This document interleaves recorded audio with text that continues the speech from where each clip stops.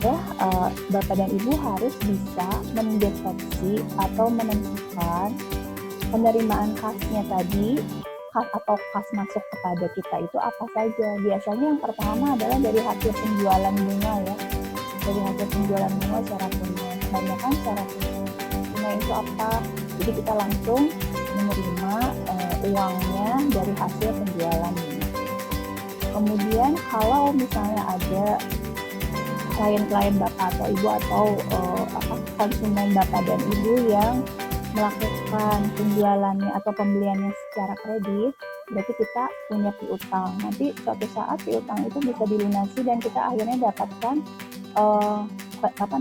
kas tunai ya, uang kas. Jadi uang kas tadi bisa dikategorikan sebagai penerimaan kas.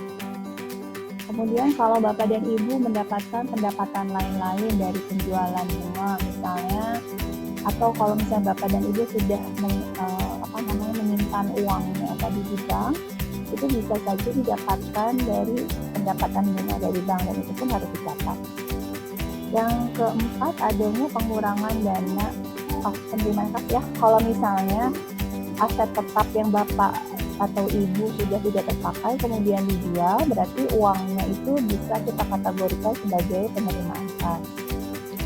Misalnya ada kemudian yang kelima, adanya penerimaan lain seperti yang bukan penghasilan atau pendapatan, misalnya menerima kredit dari bank.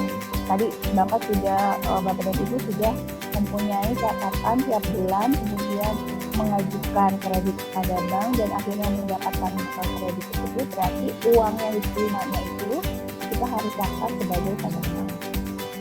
Kemudian kalau bapak atau ibu memiliki tambahan modal sendiri, itu juga harus dicatat sebagai penerimaan kas.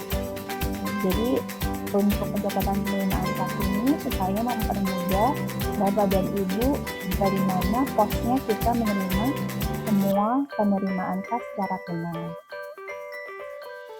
Selain itu, kita harus mencatat semua pengeluaran kas. Contohnya kalau misalnya bapak dan ibu membeli bahan baku, misalnya bibit bunga ya, kemudian pupuk secara tunai. Itu berarti kita mengeluarkan uangnya untuk dibelikan menjadi bahan baku.